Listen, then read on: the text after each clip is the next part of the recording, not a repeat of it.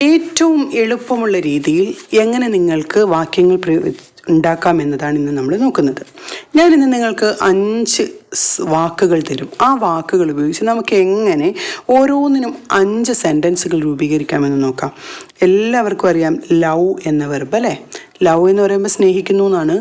ലൗഡാണ് അതിൻ്റെ രണ്ടാമത്തെ ഫോം, സ്നേഹിച്ചിരുന്നു, അതായത് V2 വെർബ് 2. ലൗഡ് വീണ്ടും വെർബ് 3 ആണ്. അപ്പോൾ ഇപ്പോൾ പറയാണ് അവളുടെ മാതാപിതാക്കൾ അവളെ വളരെയധികം സ്നേഹിക്കുന്നു. സ്നേഹിക്കുന്നു എന്നുള്ളതിന് എന്താണ്? ലവ് ആണ്. ഒരാളെ ഉള്ളെങ്കിൽ ലവ്സ് എന്നാണ്. അപ്പോൾ അത് നമുക്ക് എങ്ങനെ പറയാം? അവളുടെ മാതാപിതാക്കൾ എന്ന് പറയുമ്പോൾ ഹെർ പാരൻസ്. സ്നേഹിക്കുന്നു love, love her very much. അവളുടെ മാതാപിതാക്കൾ her parents love her very much. എന്നാൽ അവളുടെ മാതാപിതാക്കൾ അവളെ വളരെയധികം സ്നേഹിച്ചിരുന്നു എന്നാണെങ്കിൽ എന്തു പറയും? ലവിൻ്റെ രണ്ടാമത്തെ ഫോമായ ലൗഡിലേക്ക് പോകണം. എന്നിട്ട് എങ്ങനെ എഴുതും? Her parents loud her very much. എന്നാൽ അവളെ സ്നേഹിച്ചിട്ടുണ്ട് എന്നാണെങ്കിലോ? അവർ എന്ന് വരുമ്പോൾ നമ്മൾ ഹെർ പാരൻസിനെ മാറ്റി അവിടെ ദേ ആക്കുന്നു. സ്നേഹിച്ചിട്ടുണ്ട് എന്നാവുമ്പോൾ they have loved her, they have loved her. എന്നാൽ അവരെ വളരെയധികം സ്നേഹിച്ചിട്ടുണ്ടെന്നാണെങ്കിലോ? അവൾ അവരെ, അതായത് അവൾ എന്ന് പറയുമ്പോൾ ഒരാളാണ്. അപ്പം ഷീ സ്നേഹിച്ചിട്ടുണ്ട് നമ്മൾ മുമ്പ് എഴുതിയത് ഹാവ് ലൗഡാണ്. ഇവിടെ ഒരാൾ മാത്രമാകുമ്പോൾ എങ്ങനെ എഴുതും? Has loud. She has loud dum very much. Okay, she has loud dum very much. എന്നാൽ അവളുടെ മാതാപിതാക്കൾ അവളെ വളരെയധികം സ്നേഹിച്ചിട്ടുണ്ടായിരുന്നു എന്ന് വരുമ്പോഴോ? സ്നേഹിച്ചിട്ടുണ്ട് എന്ന് പറയുമ്പോൾ ഹാസ് ഓർ ഹാവ് ലൗഡ് ആണെന്ന് നമ്മൾ പറഞ്ഞു.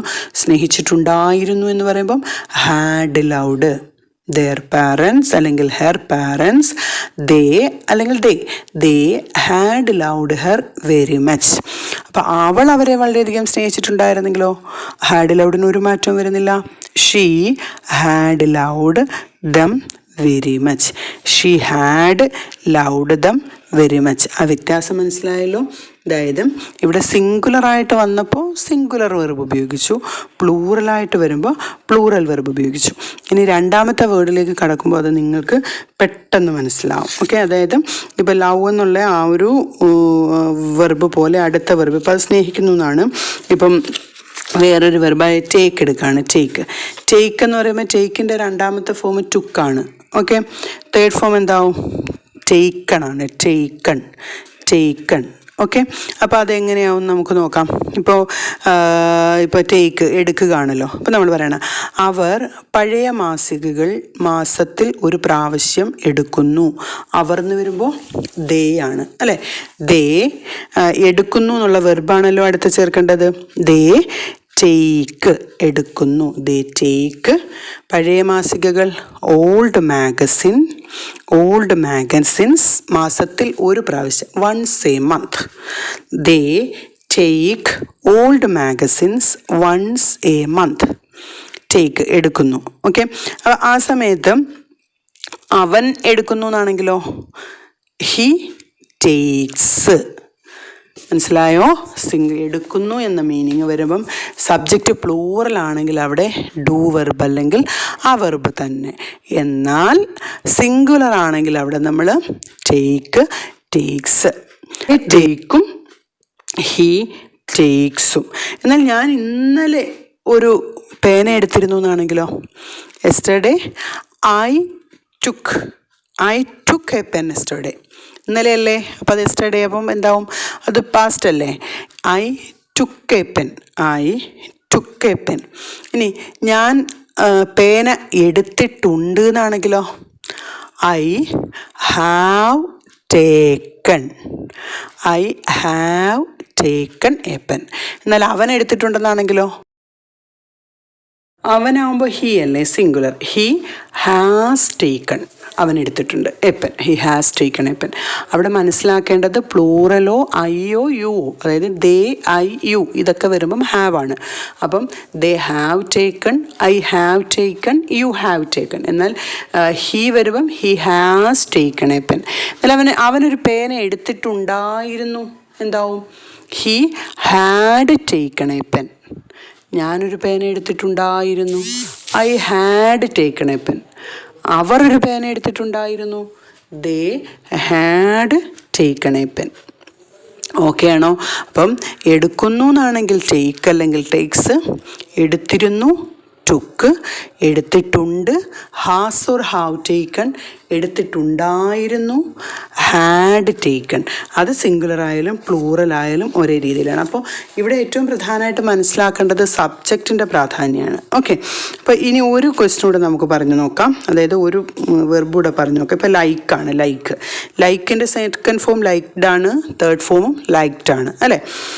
അപ്പം ഞാൻ പാട്ട് വളരെയധികം ഇഷ്ടപ്പെടുന്നു. I like songs. അവൻ ഇഷ്ടപ്പെടുന്നു എന്നെങ്കിലോ ഹി ലൈക്സ്. അവർ ഇഷ്ടപ്പെടുന്നു ദേ ലൈക്ക്. ഇനി ഞാൻ സോങ് ഇഷ്ടപ്പെട്ടിരുന്നു. I liked songs.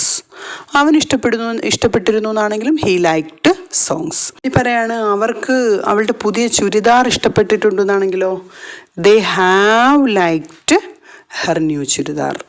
അവിടെ ഇഷ്ടപ്പെട്ടിട്ടുണ്ട് ആണ്, അവരാണ്. അപ്പോൾ ദേ ഹാവ് ലൈക്ഡ്. എന്നാൽ അവൾക്ക് അവളുടെ പുതിയ ചുരിദാർ ഇഷ്ടപ്പെട്ടെന്നാണെങ്കിലോ she has liked her new churidar.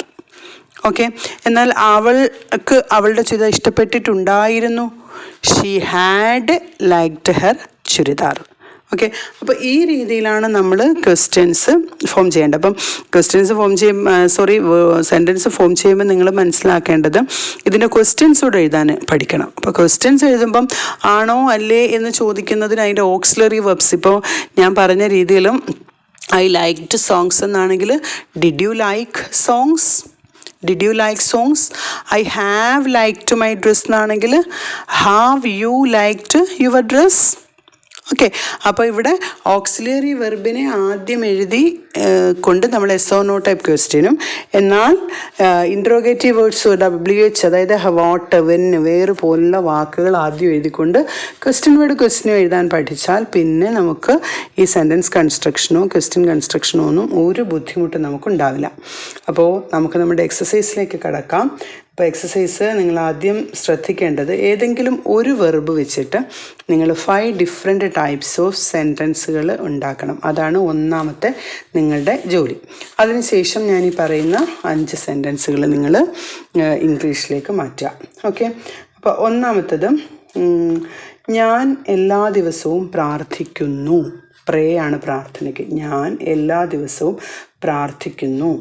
Okay, അവൻ ഒരു ഷർട്ട് ധരിച്ചിട്ടുണ്ട്. ധരിക്കുക എന്നുള്ളത് വിയർ ആണ്. അതിൻ്റെ V3 എന്ന് പറയുന്ന വേർഡാണ്, WORN വേർഡ്. തേർഡ് ക്വസ്റ്റ്യൻ, അവൾ അവളുടെ കൂട്ടുകാരിയെ സ്നേഹിച്ചിട്ടുണ്ട്. ഫോർത്ത് ക്വസ്റ്റ്യൻ, ഞാൻ അവളുടെ നൃത്തം ഇഷ്ടപ്പെട്ടിരുന്നു. ഡാൻസ്, അവളുടെ നൃത്തം ഇഷ്ടപ്പെട്ടിരുന്നു. നെക്സ്റ്റ് ക്വസ്റ്റ്യൻ, അവർ അവളെ വെറുത്തിട്ടുണ്ടായിരുന്നു. ഇത്രയും ക്വസ്റ്റ്യൻസ്, ഈ 5 ക്വസ്റ്റ്യൻസ് എഴുതുക. എന്നിട്ട് നിങ്ങൾ മാക്സിമം നിങ്ങളുടെ ഫ്രണ്ട്സിലേക്ക് ഷെയർ ചെയ്യുക. ആദ്യമായി കാണുന്നവരാണെങ്കിൽ സബ്സ്ക്രൈബ് ചെയ്യുക. Like, share and comment. Thank you for watching. Signing off.